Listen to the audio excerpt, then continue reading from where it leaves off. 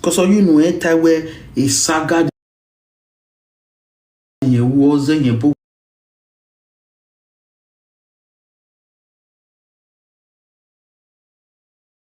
One year meter we say we deserve we feel pay a saga in we ya bowani.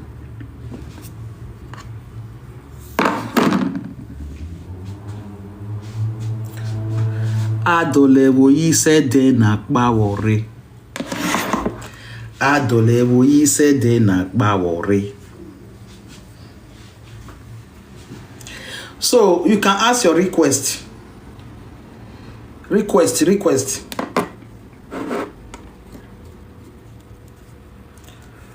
Ete pagbera, ete wo ye de ko ban.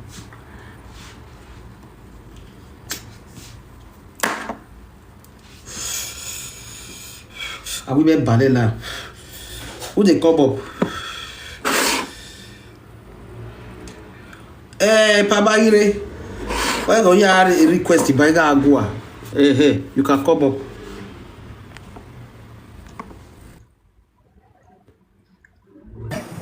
Hello, ye. Oya ba agua to era be. Wa toji. Ofu egbe.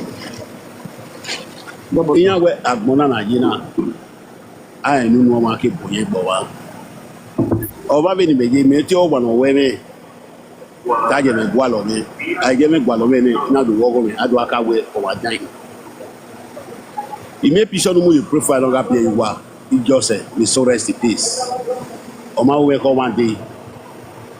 Iro wa me mi ki wona dey eyan lati me wo popa bless me na bless me ri ma ya yen bi my egbe ni mi so yo ma o okuni omo ti me 24 hours no ya ri wona ti me ma gun a o se mi ya so o se dan mi ga me oni abegbe mi o do talo ma me ti ewe emi una e mi o keke okuni o ma da we you both die so we no ya gu me gbe bi da po dey emi so na do so okuni na ko ma me wa ro gba do pa we prophet ati na ma yan agbegbe yen wa yan awo na what say we lo gbe ge so wa me to me gbe gun o we imi ma we ni o we ni kam yan we yen se ti mo le gun omo ko America you know the way before then e buena ka so aro bi mene no kuna na wi so e kuma ni okuna ka so e buena ka so aro bi mene o ma di go gun e wa de ni asaga wa master me okay e also ni yo ya ri we se me e gwa to ri se ti to ri yo egbe e boy na so amu me we no ya wo da afilita gbo na do ti okuna jo pe na do mu boy na line bo sunu na ro bi ene bo sunu na won ije joy iyan ba bi joy na da agu yo na mo o yin yo ije joy la gan e dai bo gu so ije joy me o ni lele ku na be ga ni so imagine the matter ona sunu we ejuli lodon edo ni do sunu eyan ba we juli lodon na da okuni wa call me we juli lodon calling ye ka ma we yen mo do we yen mo pia wo wa so eje gbe wo edo ye jo na tin ma na da agun a na oni make peace yo ki ebo eni ka wo si no ga lele kenya na so alele we yen na vi so temi do temi na yen na so aburo bi yan gbe ni metemata na we no gimo hu we ma se ti ka ma gbon wo gimo hu when you hear of me man where you go down and hear of me or you maybe tie ball or go me my wait or take when we wait December we got talk yego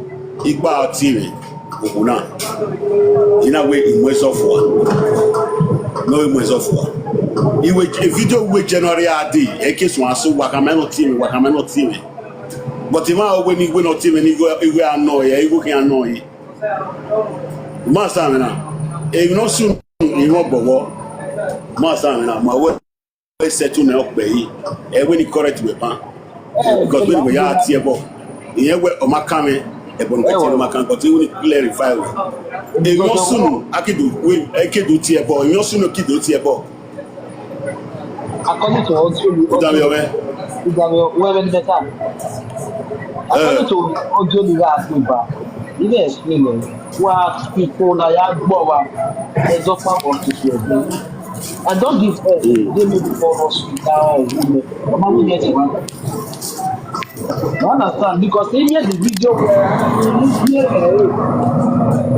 is your name. Who will leave that agreement? All of pay now. No, ya leave or wow. No, to live video on leave or just because of the well, Emmanuel, you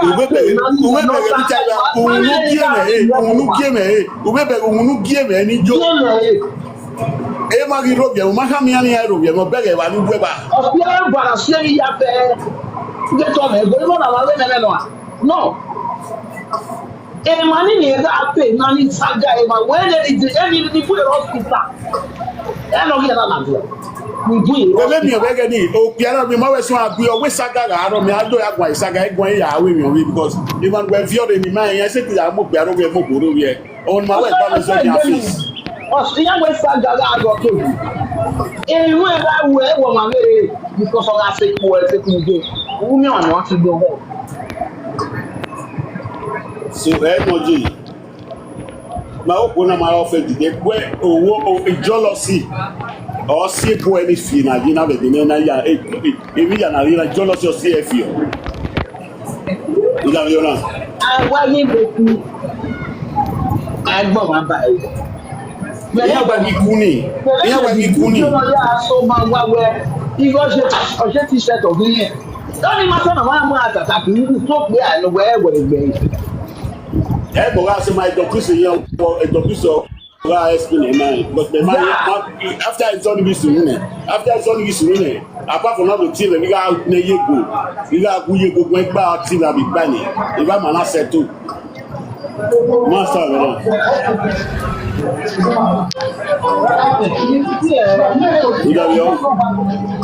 hello, Joy.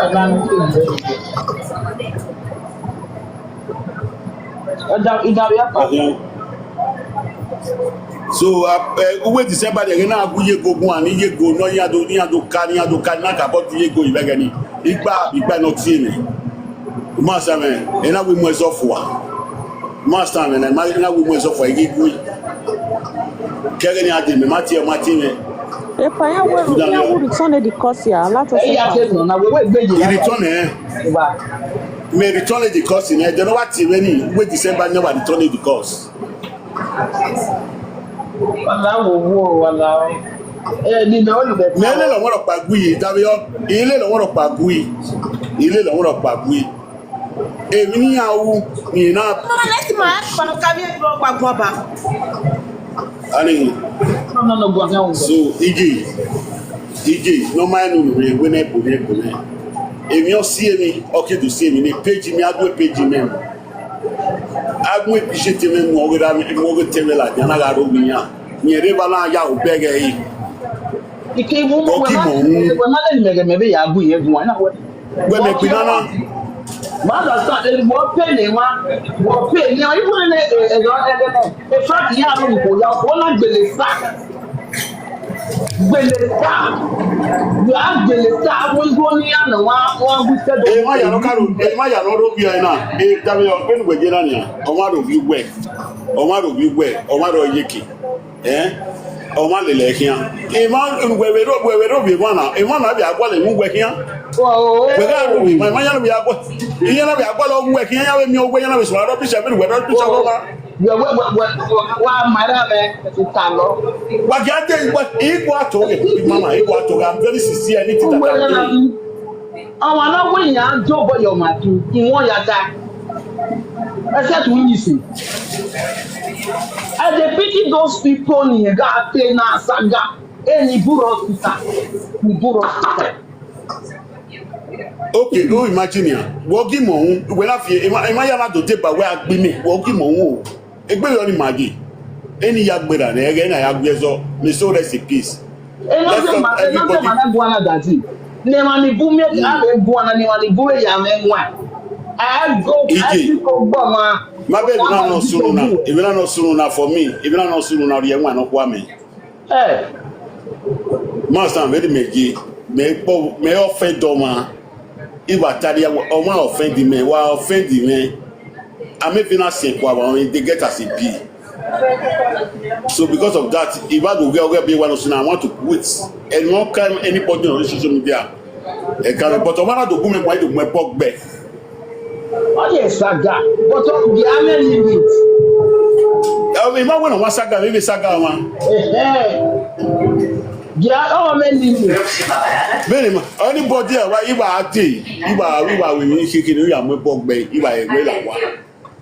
Because a million soon no una women na that tie boni me when am I pe na am I do pe ni am I do tell us no eh Bro any ne ma ya ko e ma ka mi we bonu tie e bonu di ba o bonu tie u gie mo hu o we yi je ba ya gbe wo o ya ti boni o ya ti boni because who my even no can be at the ma ya go ya ri ko boni ni e oh, the brass about just one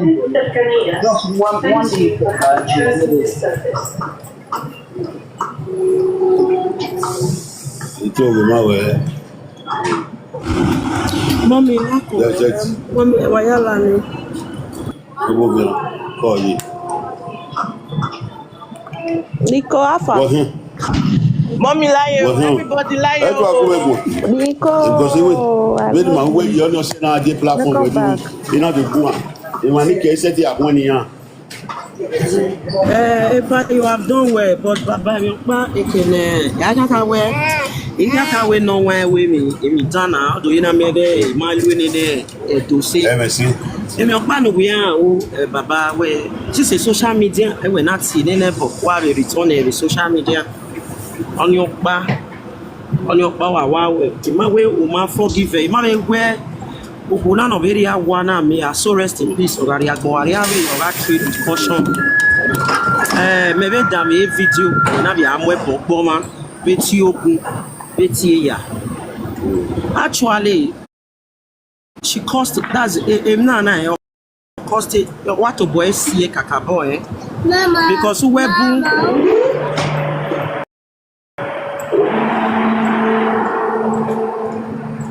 network. About Pinimao. One here, Every nana, you hear this thing. I'm in Lawrence. Good afternoon, everybody. Good afternoon. Good afternoon. You know how you did now.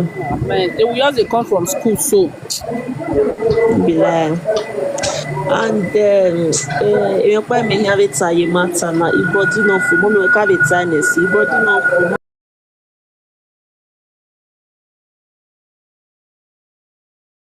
for body. We have any health conditions. It's not a crime. It's a moment where who work now. Understand? Don't worry on Agbina. Or having a health condition where all this social media thing. Try as much as this is a lesson to everybody.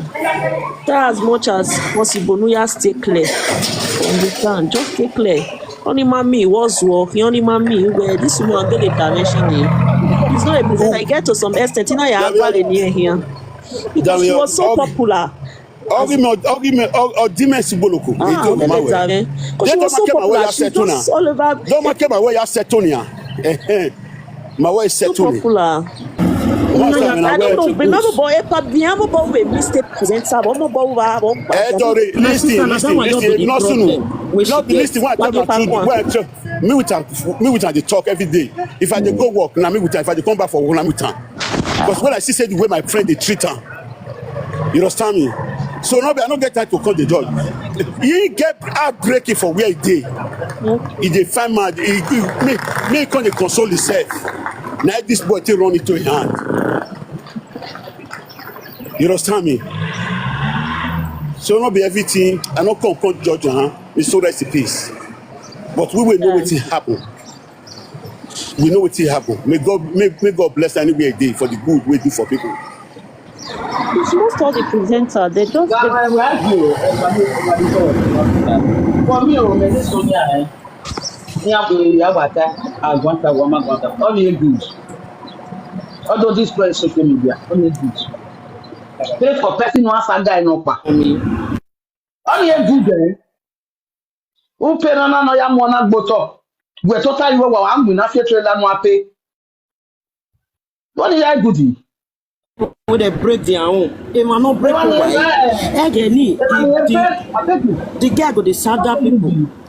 The guy also now with mommy, even when see this thing, or it go trade with caution because which is which we know is very wrong, and in another way round, who were buna we mak paro. Now what we carry ye Joe, ye go. They all contributed. When you judge in nowhere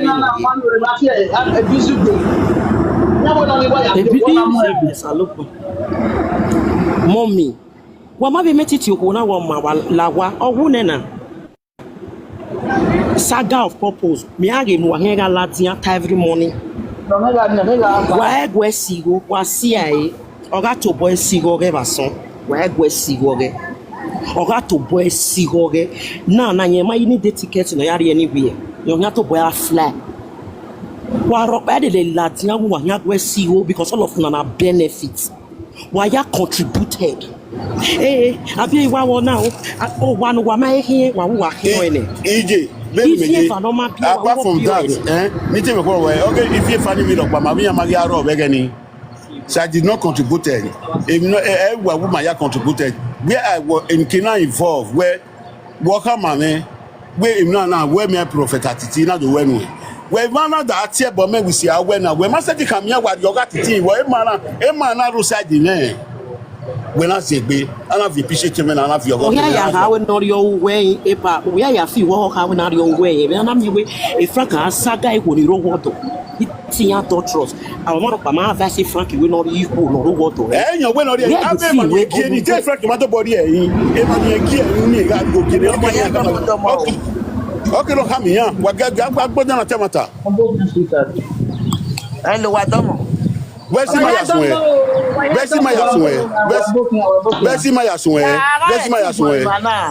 When we done, where's my asway? Well, I will go your rock because I mean, and I got so down where I got I can't say your fair. I want to where's my asway? Because I know we're not no guana, we're Renusu. Why, ya were from Victor, why Renusu? Where from Victor on ya? And I get to out of your mind back over what I got better. When not see mommy Sonia or walk boy or Yasi. Let me tell you something. I'm away in that big here. Yes. While I said Frankie, now why be I get it here? Frankie here. They tell you Frankie, mommy, because there is a video in Merege on our web with Frank. It's your guason, your guafane. So on your scene, I will muscle. Yes, I go that. So, on your scene, and I'll tell you. Oh, cow, the Nana swear. We are more not like social media now. So, oh, good, any can do at all. One of them, I'm well like social media, more like social media. You make out one more loud. You make out when I blame him and I will contribute. Why you fair no? Why you why I go blame him? When my bag, Nana soon, when my bag. And I don't know when you wear. Why you fair? Madam, sorry, I dey come. Not be the woman bring herself come social media. Mama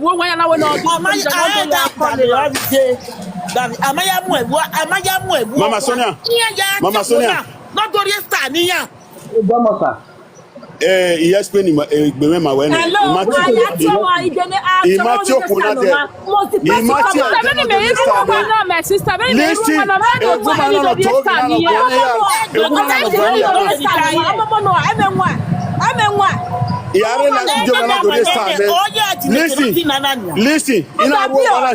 Mama Sonia,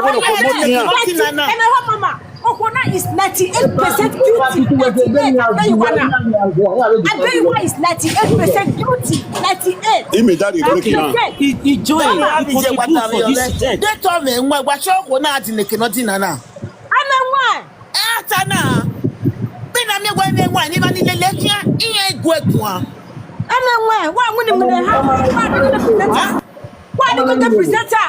Why when you have to have your idea? Where that go, Maria? Where that go there? Hey, Reba. Ona Egi tie bon o wan ogun e why tie bon ni body wala.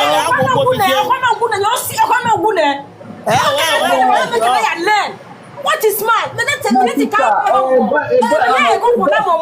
was so disappointed.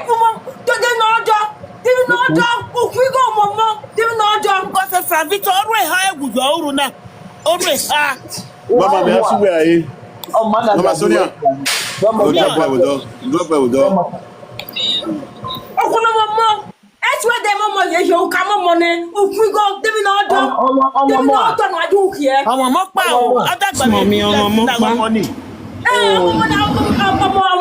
Jennifer.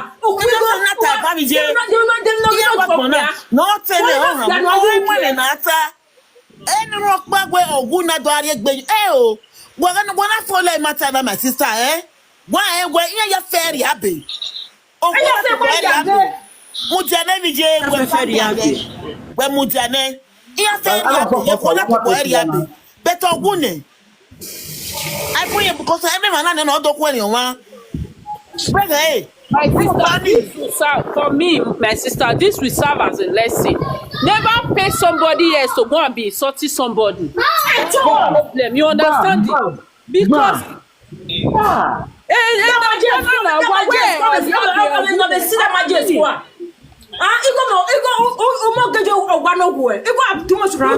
Sister Francis, let Sister Self-Love finish. Sister Francis, that was she. This Sister Self-Love is true. Sister Francis, that was she. Yeah, more. Sister Self-Love. That is not the ultimate. If you have that is not the ultimate. Why do you here? That is not the ultimate. I'll say problem I had now. That is not the ultimate. Women should be self-steady. They should be proud of themselves. They're not yeah. No, I don't care. Must anybody be married?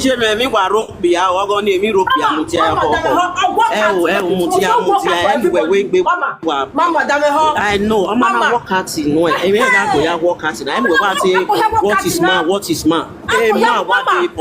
Sonia, Mama, Mother Jima is perfect. It's perfect, ordained by God. The first institution. But when I work in MSOVO, must we die? The when I work in MSOVO, who try the first, we must we die. The when I work in you stay off. The right one will come at the right time. You understand? You stay off. Because I want to say I had it now.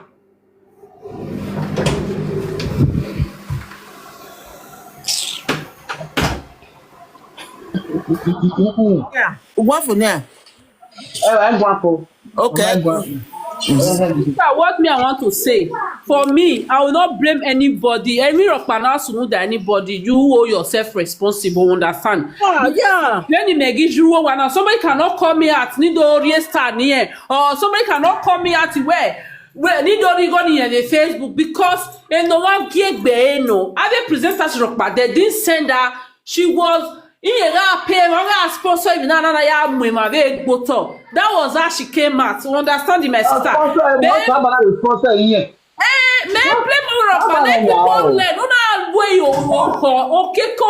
don't say she's wrong.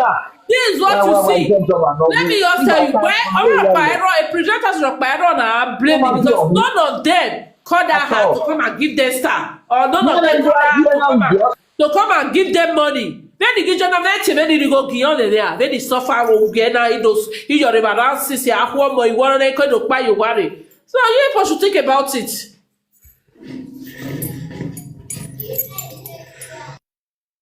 Sister, because you're very meyena. Oh, Sister Pretty Daughter, you're welcome. Like very meyena now. Mommy, come on, several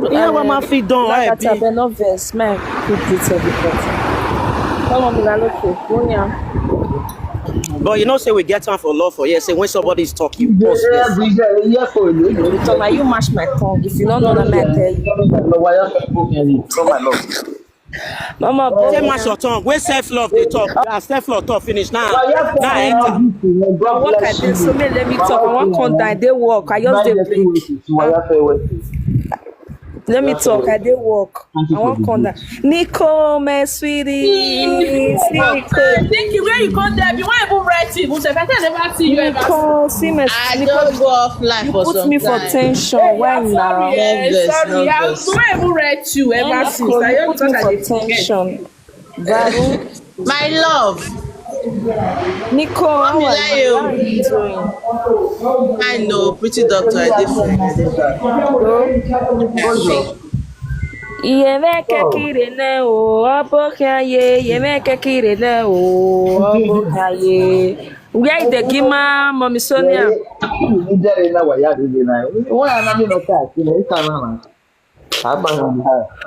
Abokia o lagata we have am megbe na 213 miss wa ya fe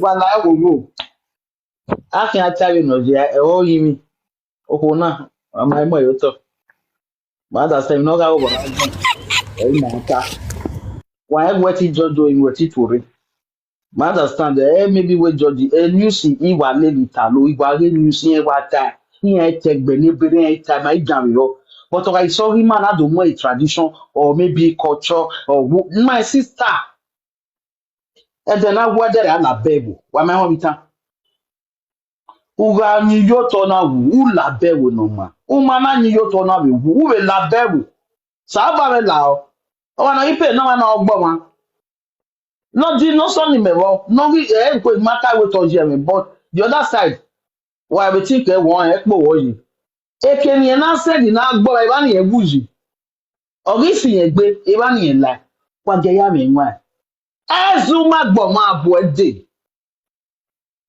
obo ede beu olucha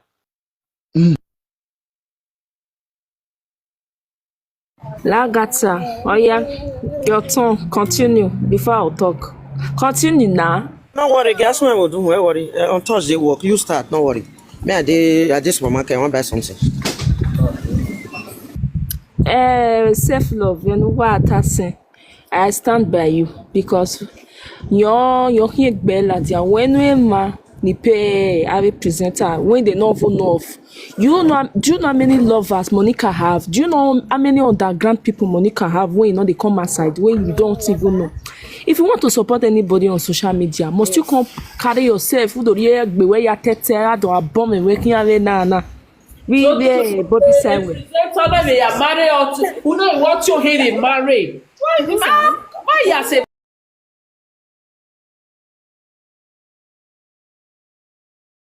bye? Na ya do avie crocodile tears crave les social media vok pa inesa ogwenu wa dori eye wa ti o wa dan ofo na that your pikin when you can live like that or dane we your bono but on the when I we your boy be your boy big you be wa bon metine na you be wa bon akenya. Seko wage di seko. On va moins. I'm sorry. Wage di seko. Nene yo ye film, yo ye drama, me understand the when you know where a godmother ye making. Ona we house Abieyuwa. Then Abieyuwa no me no in short. Nene godmother na we ari no boy. Ona we ari o. So then we carry moti we carry munene na Abieyuwa. Ni my in short. Nene we story. Oh ye repeat. We understand the eh? A godmother love your cat or godmother in a panana or in short. My question is a particular okpa or we are lucky na day ya very phone ya very when I have the why water why can we come and social media whenever not private there what you could not get ye joy. Eri ya gari wina ye no ya kibi na dey no na we tell you that your mama you better na e don please o what about ki ga jealous we any give on wife I want to don't please you know ya gonna we no dey everywhere they tell them they tell I read then I quite time they tell too much of what is it called? I don't say Mommy, I be one ask question. I know say I be Mommy, daughter, now but back with you. My yoku ask question. Ya wa not any mute. Mommy, wa be go kokpa, magi your way. Na mi odo wa we talking ave mi na say ya. Na mi odo wa we ya. Mary Edo si no wa we are in Nigeria ya we court marriage ya. Mommy. Mary no here say. Erio bi fefa ne. Erio han do mu area webo. Erio mare iye goke ya opa wa lawo wo. Ameke nu gbekete. Omona dobo mi we frank of few gbe na. Den wa am we frank eh. Be na mi we o dobo few gbe o ye di o shade o yen ye fefe ya go. Iye je na we no wan yin. Why wa la jan wo ye? Abieyuwa say, are you helping her? She's dead now. Are you helping her? Here go away like you were using Abieyuwa to fight Frank for your selfish interest. Selfish interest. Because you lost the dick. You lost the kia. You not switched. Hey, my friend, Frank Abieyuwa surrounded them. Man, see, I judge you there, but now I'm going to judge you, man. Next life, what you go get brain. Get brain. Lagata. Do you know the painful part of it? Too much of what is it called? A phone call, a phone na do not receive a call be every man. Every man, but no this man. ethical. If they cause this ethical, You did 2 hours with attitude. You did 1 hour with this one. You did all your time. You don't call. You know the rest. After you go work, three work, come back. You don't call. Who phone? Where? a man now no dey see one na me at though I dey only my house say a man you hear kokore call 24 hours or we hear eva kokore call you know why you are there may I receive a call gbe upa egbeyawo ebede Ona boya pa be ni beje na wa se me wa se ye ma wa se ye food day we like or receive a call receive a call be I just say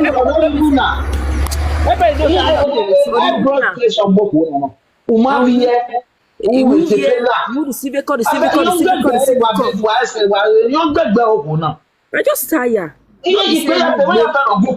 And then what the mess about a prince wake up imagine but no the prince in the action sorry, you get one medicine when they say they take vitamin K. Do you know what that medicine does? That medicine is for me period every day. Or you stop a period okay? And our carry we vitamin K ye ke Nigeria via ye ke Nigeria de get almost sempre. A medicine is not for normal way. Oh, me period every day. Always vitamin K. I stop a period. Or that bleed always. I stop it. I don't know why somebody normal or vitamin K. Medicine I want very only. Ha. No. Woman I feed don I don't wear my feed don e bien. Because like ave my son ne niga amwe bogbori ame. E yon we so vie bo wa. Ge bi sunu we gbiyan. O be ga gbon na. They tell me be ma we feed don. I look Kenya we because see all we your boniya. Don't ma we feed don ma we your boy si. Mo gbe ku gbe ni ati e na arie ne ye wu we na ho ni. You understand? This woman is supposed to oviere or lene. But I will still put it on all those people where they give money, where they fight saga of benefits. Nobody advise her and say, Madam, worry why away.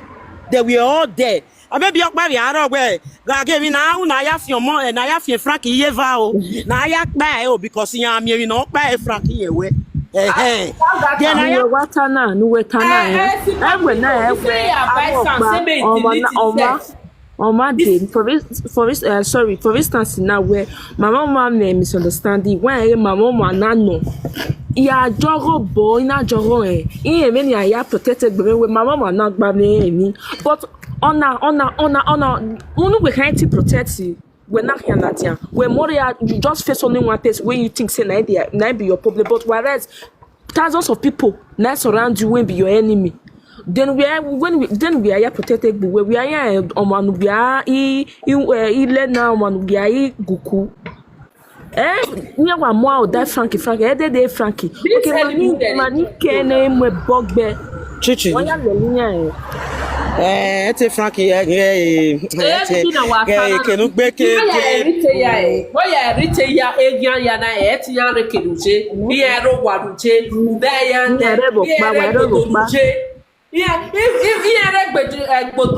how did you come across these people? Why are secondary? It's somehow to me. Uneje wotie uyeneje. Why are secondary? Where okay? Where again? Where ya na ihi? Is Alambike now total knowledge say My sister. Oh yeah, club a platform mommy. No, but depression on us one tie. We man already nine. The saga ne man no ya na gear of a big depression. My sister, I beg you, mama be say your to boy listening me. So we are our okay. Na a depression no depression male wo. I will say it again. Ìwà ọlọ́rọ̀ depression máa lọ́rọ̀ ọmọ na depression lọ́rọ̀ nyàmì àwòyá mọ̀ fún ọmọ na depression lọ́rọ̀ àmì àwòyá wẹ̀ three job papi lo we na advice we do àmì àwòyá wẹ̀ three job ọmọ na depression lọ́rọ̀ ọba delete she's very young but now wait no but that way young person no because they dey Aye menje bagbon. Aye menje bagbon na. And the worst part of it, all you na me way according to what I heard. If I say the woman, people like say the woman first get mental issue because so what una think say na abnormal thing. Where person you gonna arrive at all? There are some gifts on me happy now. I'm not why I read your bonoma, but your bonari, you know, I must have a point for somebody to just say a person just say ya dashing gone. Ya pay ya you go just give them. So that thing is not normal. So the family for even don't help and sees them. I don't know why the family not help them. Because if I be family member. We love it.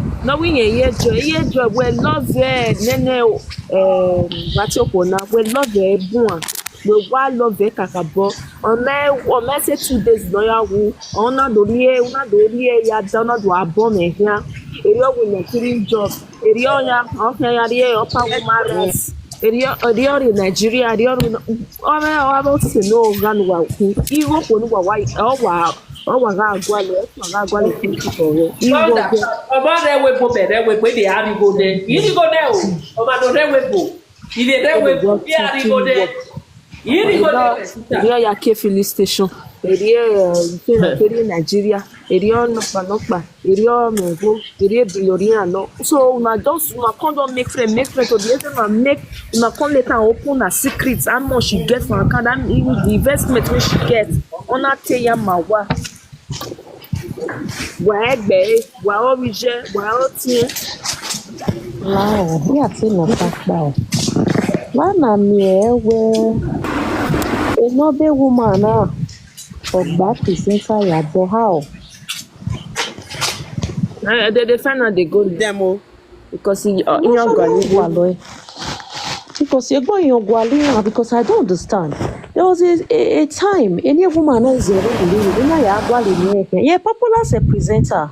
Do you know why? See, this question when you ask, so my sister, again, you have Frankie now good. The Frankie now Latin, when you are opinion, when you are your bonnier. So the yoko the fish say, oh man, you walk man of ballon, Ariane Frank. Now, love they start to the saga Frank. Now, Ballon Franco. Now, love the Ballon Frank. Now they can start to the saga Frank. Make the woman popular on their side. Make the poppy say they go ahead the woman beat Frank. Because most of them when saga Frank that period now. If you ask me now, they with Frank they not get any banana because of this woman. Most of the saga Frank make they for join this woman they form say that they help her the fight Frank. Digo. That's a tita banner. But the go mommy your pani me only me time. Okay Frank no problem. Mo pega gona e normal we do we e normal when ya tell Tony e we o ka wa we o. If I remember when Frank the sagash and throw people. So Frank we were collect go when I see some receipt we take same money go give this guy. My head big. So if you no on your see you see me on your see Nina way not say na way you like in your Monica. The reason is that I like person where they do your commerce. I say this one and me, I'm a manipulator. I'm a this. Not tell me say you not be manipulator and they see her for you say you are a manipulator too. Even like him, how we know this one is doing it. This one are not the claim and say, una see they do am. When you the sagash and throw people, Anyway, she don't die now. She don't need visa to come in the country. Frankie ma gbabi ko ni re. Ama ere Frankie wa mu like ko ni rowodo. Muni ko rowodo. O mu like but you like Facebook ko ga gbi ko o nya gbe a shi wele ya so. But no I then I shi wele ya make your kin e ma la o kekere. Family member why neglect Nigeria. I pray may God give him mama the strength to take him. Because I really feel for him mama. Or is je pa me ton what ton because where you big on nag big to boy. All what we see, all what we record. I no where what we do live video. You know yamu gugbo na you know yati on what we do for goodness sake. Is je pa ton but a family member why agree. Watch and take out one more na why are he neka bono me na fly everywhere. Come on no give more bobo boy no me na lele. I'm not sure say for me I'm not sure say pay any presenter make it saga. All the Ugonian no ya power ya women but where me gonna ya bomona men another woman but I'm not sure say do. But maybe where naba well magbo what you going to pretty doctor tell Monica now she tell Monica wait to I dey come then I ask you question like that say me and Agatha now we get wahala we dey do wahala Lagata now then me now come dey send you money I know say you dey do something all this presenter you dey feel dey talk no be say I dey empower you like that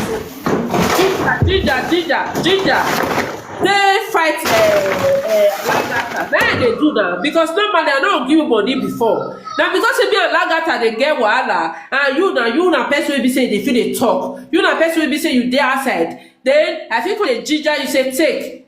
But I don't think you say use and fight too. But I they give you money. Wait till I use and take me. Anyway, they have the power of way up with they cross the bed.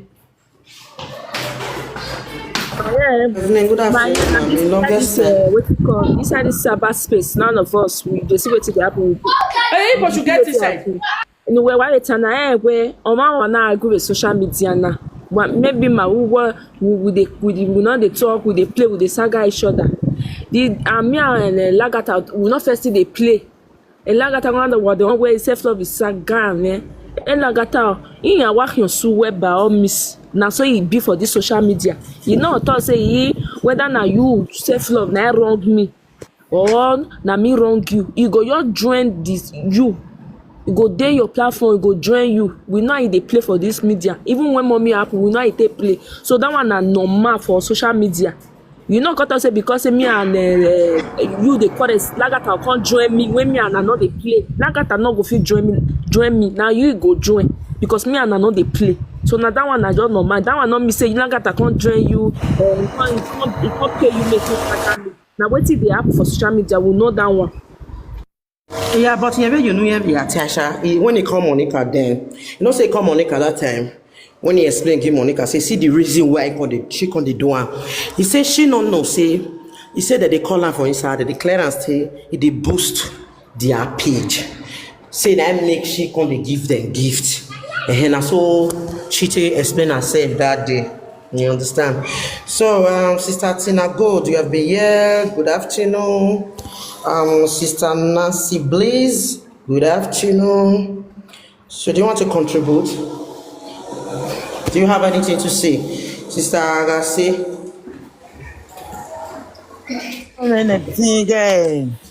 Okay, sister, okay, yeah. Good woman, guy.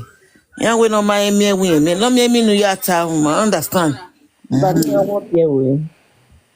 Oma be bien vague. Yeah, when if na Victor me na dia on you egberian na tai. Oh, nene mi ogbogbunu you know no to boy me wa blame me kakabo madam ya we ma ni we le guy we dey blame me yan o why omo pa o da gba 18 years na gini no mo please something o pe Abieyuwa omo Oh, Na woman Jenny. Jenny. Yeah, my winner. The woman was so desperate, to be honest. So I know we don't judge the death. And in life, this our sister is gone. So we might want to the lessons in our running down the way. And they are blaming my leg guy, near we are all say.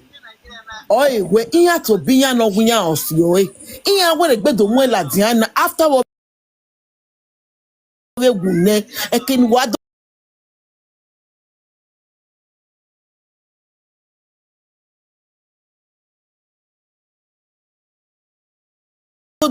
ye lie. Why ye lie, then? A young winning in the ha, a young woman. We the nanny yagi de moon now. What is the Mugabe a rubbish talking? Okay, we don't judge the death, we don't judge the death.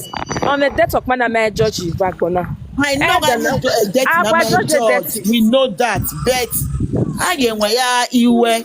Penny Yawe, and Eddie Yawe, Omagba. Social media or go again. Now, when we turn to see why anything do. And you have to do that again. Public something in the end, give you Wamayo, Imakawa Muele, Wama understand. They may be all tie, Edime, Danimano, Yeve Arakara. Oh, you may like Diamina, Yeve Guana. Only make up, they may be any matter day, or one night, yeah, okay, woman. Man, I want no way, or Femeno, Nenemo, or Magbeo, with Dwavio, but we will get a secret and not time away, we will get Ladia. Only you say, can you make it? Yeah, we saga. Yeah, we saga. You say, okay, like we know how we know, or we go beo, whoa, a lot of the yard side and I go, then any yagi mummy. On the secret. We're going to necessary for this time. Nigeria,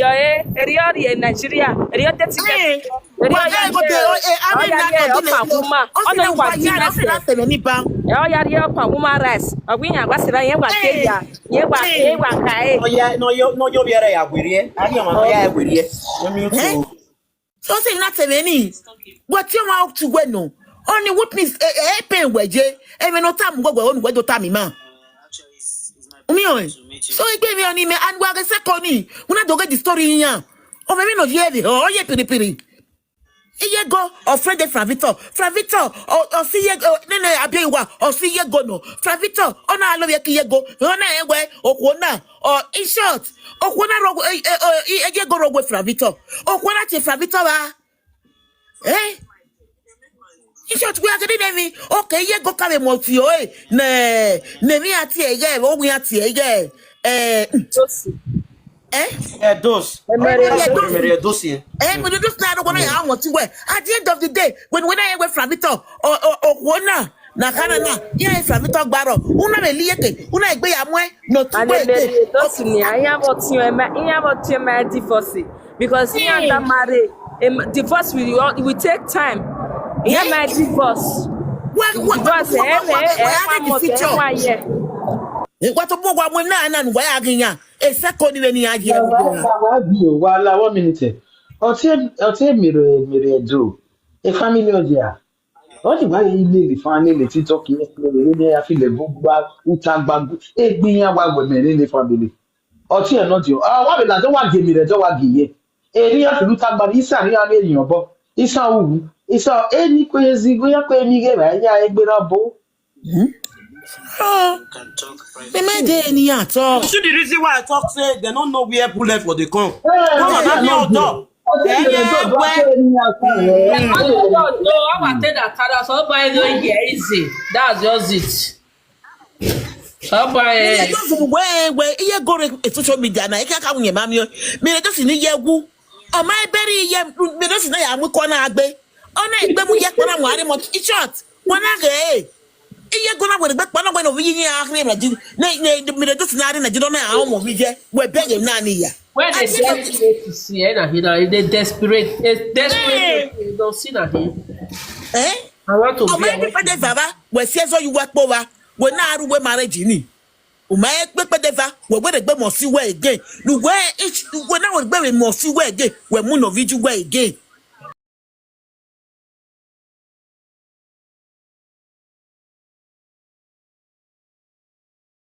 Huh? So we got here. Come here, here ya owa. Here ya owa when me yakin. I say pé e di o me go, e di o we name you. Oh, it should ima only the judge joko na gbe.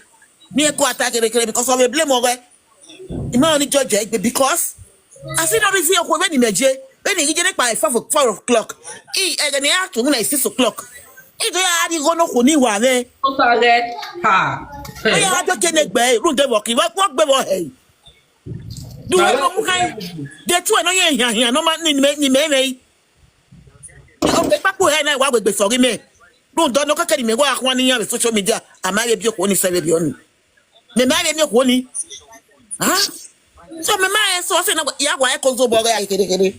Ni ga ni ya ni ragbon ro. Ni a mi ni akon ni me. Mi o. Ni gwa ari ni ya ni ragbon. Mi a wa mi nu ya kon ni me. Yen yi mi nu ya kon ni me ni. Ma mi ya ni ragbon ro. Iya gwa ari ke no ri akin do atemi no magba. Iya e ke no ri akin ya live egbe ni we atiti epa. No na to because that dog o mi o ga bo. Eni that dog do ari egbe. O. Wo ri egbe yin. Iya we de na bo yin o e do abo egbe mo. Opa ya yakin. E sa ko pa wa ya yi. So why do abo yen? Why do agbera gwe? Ado mu gon. Ama mu gon anybody. Do people are just the same. All of now. Opa wa yakin. Opa wa yakin fe. Ari egbe yin me mo wa yin we no temi wa. O wa me na ata. So why is less kodoni? Avec ne fegi ne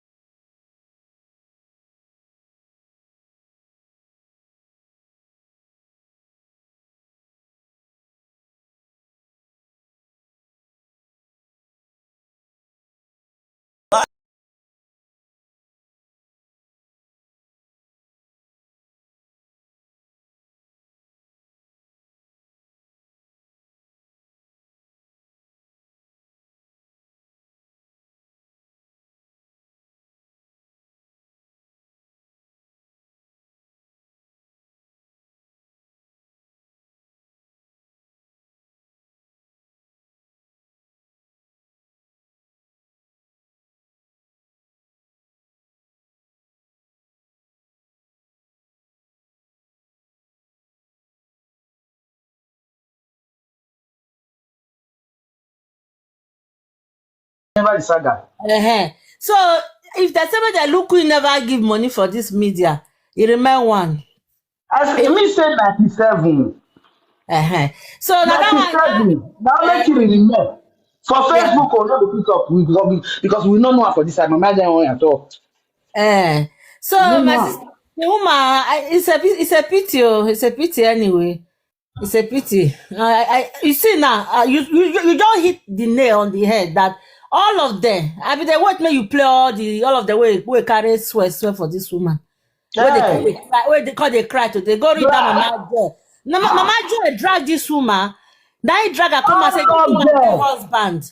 For he said they live with husband. He they friend Frank. Now that way with Mama Joy they see they play. Now he contact Mama Joy say he don't investigate. This woman know they stay with man for house. You dey hear? That Julie London one at the top just now. Go to Yore. Yeah, what you go to Yore now? We IVF. Yeah, we are Nigeria. Yeah. So ya segbe ave nura taba woge Julie London where eri go name ya sag.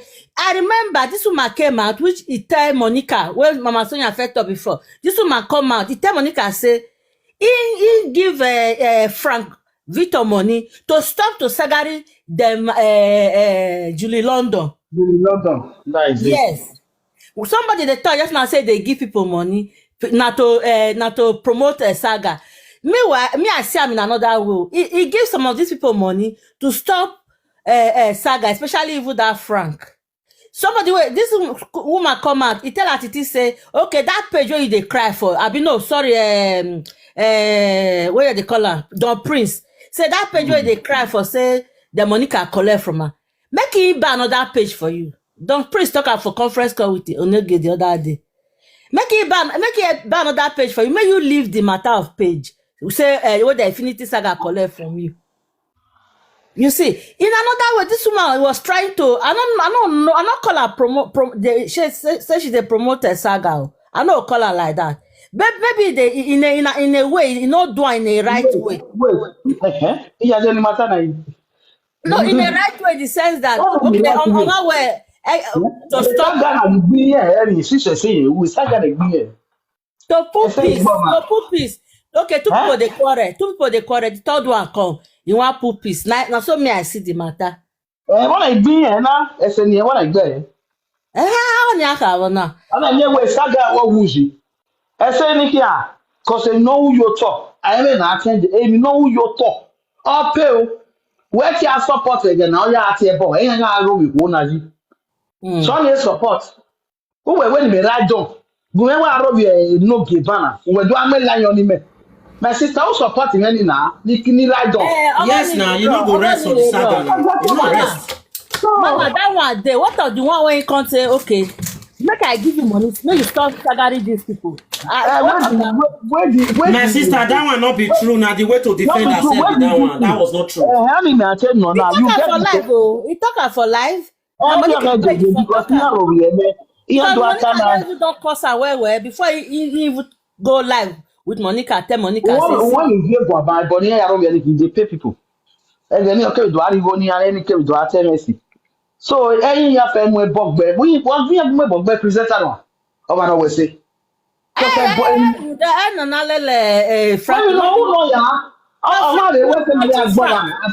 Now true Frank, this woman leg take come out and he no can't use her sense too. I get her. I sister your bugbear ma wumu. When fair, your bugbear ma wumu. Yeah, true Frank, you take come outside there, my sister. Mommy lao every day. If it's still true Frank, you take come outside there. When she with Frank quarrel, if she want really hide herself, you know what would they say? Punch ladies. Everybody came here. Since Nain decide to say he want spend money for man from afar we never see before. Hey God, that's not my business. Now I'm money. You understand? Since the thing not gonna go well, I tell what I'm busy. If really she really want this saga to stop, I think with that woman get problem. Say na punch lady where really they okay. She go yourself say okay bye because of you. I feel put myself on poto. If all this all those selfish benefits, why can't be say you know say okay he go like that with mama, he like that with godmother. Now you want use godmother do friend. This one not they play. Man, he's sponsoring saga. She was. Wetin be was. Lagata, wetin be was. This family, this woman don't get family where be say they suffer for inside family where need money for Nigeria. That they be wetin I want call her the most richest family for Nigeria. Then they were stranger they give you go there. More not forget one thing. The time when nobody don't know Frank with any woman, where they beat everybody, they go beat all women, they go. You know, say all presenters come plan. Say the day when they go see Frank, see woman, say that woman go use that's it, they go follow that woman. Now when they come say this woman Abieyuwa, now Frank they date afar. Now this woman they come at that time when they take her follow, where they beat hell out of her that time. That one I disagree with you, my sister. Sister Zuka, no. She not bring herself come outside that time. No, listen. Listen. She not lick her at that time. She not see. Let me tell you, people were guesting. That time where that video when mommy they play today where if you cut the cousin, if you never even too sure because the way if you cut the Zanzan Facebook. Now, so me my people take out the Zanzan Facebook. If I tell you how many people were even screenshot a picture that time, I brought a picture with Jamie and Mama and senior brother with the America. You understand me? So that time, even when they bring that picture, this picture never come outside now. She not herself. She don't call anybody. Even when Mama Joy they drag her. Yeah, why the picture now? She know they even cough. You go also see live Frank get have a live video. You go they gift Frank. She never ceased. If you want know that time when she used that Facebook where she they put gates where one of our cousins where they do gate for Nigeria. Now she they that Facebook, now she they use then. It was a fake account. Okay, you want stop saga. You they tell person may not do saga again. The mama Joy go they drag you for that side. Frank go enter live video, they drag Julie Lotto again. You go they gift them. You go they gift them. Now when she with Frank quarrel, she know say okay, you don't set. May Frank not come bring all her details. Now she take switch. Begin to all presenter. Yes, mommy. I mean, man, the Frank Yagasaga, they're getting a star now. She talk out of the call of the she will call it the Monica and explain her outside. That time when people they say, when people before if you cover they swear this way for her. Why she not fair come outside explain say, my people, I'm sorry. Now me get my money. Not even the guy they give me money. Then you know, there do what already you support. You support there you know. Then you back off to face your work. Okay, why are you jumping from Ogidato? The man are not forgetting not the only people where the saga. Now this woman they support with money. Why? You guys which other people they support? Can you mention the name? Let me know. For example, now I mentioned Yoro just now. I mentioned Yoro just now. Yeah, I understand. I mentioned that you know the saga anybody then. We can't even when he gives Yoro money. It's like Yoro then. Then anagele tawa we me know, eh? Then anagele tawa we me know. We no here do. For example, you know whether they call that woman enemy for long. We no here do. When I support her, we go. Hello. No worry, man. She don't get family. The people where that one even support with money, uko. You're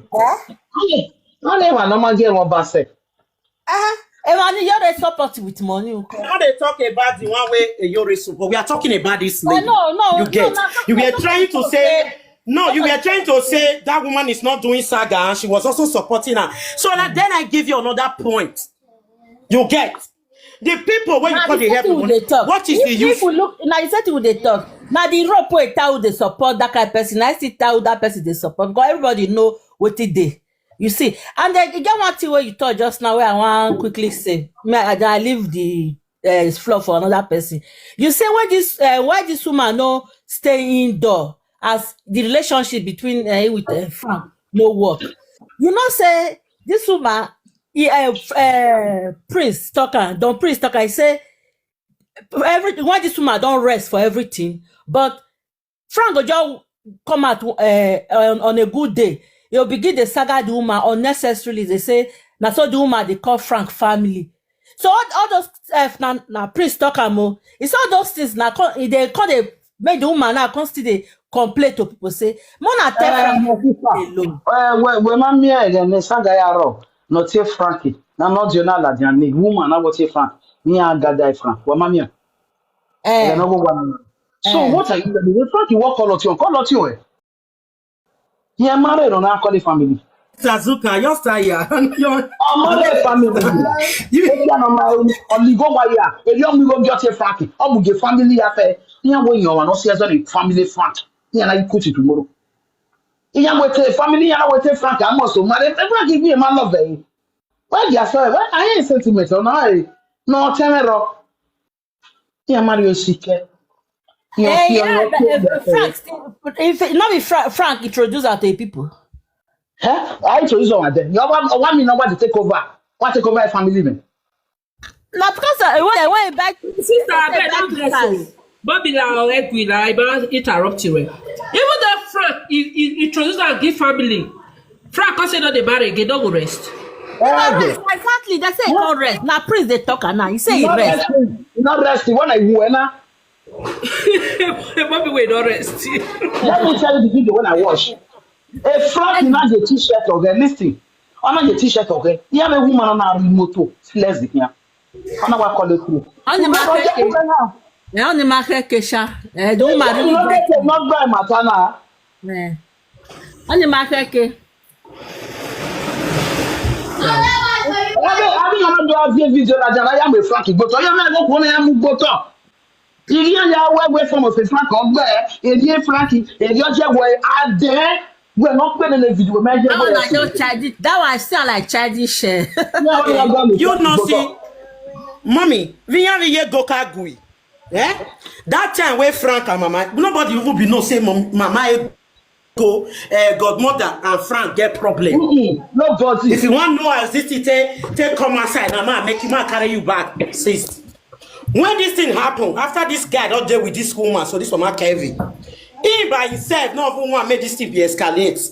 If you don't want me come outside, due to waiting don't fit collect for the woman hand. You get?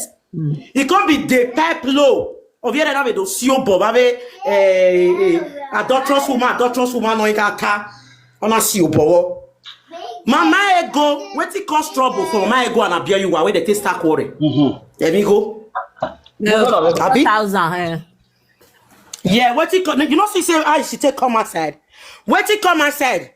As that saga start, when that money will start, why she don't go your shut up? Make she also for your conversing. I bet make the two of them they fight themselves. After they don't first sleep with each other. You came outside and it affair. You be like, say you go call Mama ego. Marry and I marry a dosi no na. I marry a dosi come and move. We I say, Mama, you will tell this thing. Be like, say that 4,000 away where Mama go saga Abieyuwa for. And the time when yes. You never leak say Frank sleep with Mama go. No, and they don't play again that time.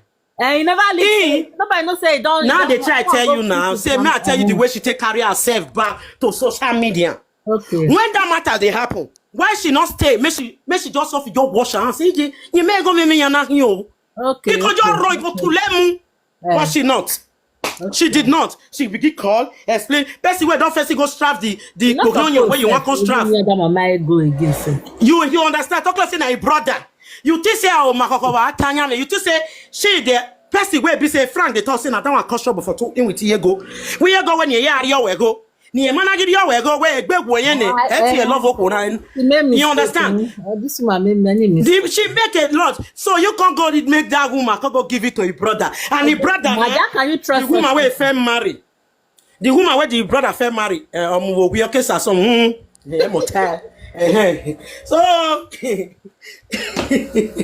so she made a very big mistake. I pray in her next life she go trade with caution. You understand? She go trade with caution. Mama, make a call. It's well, sure. It's well.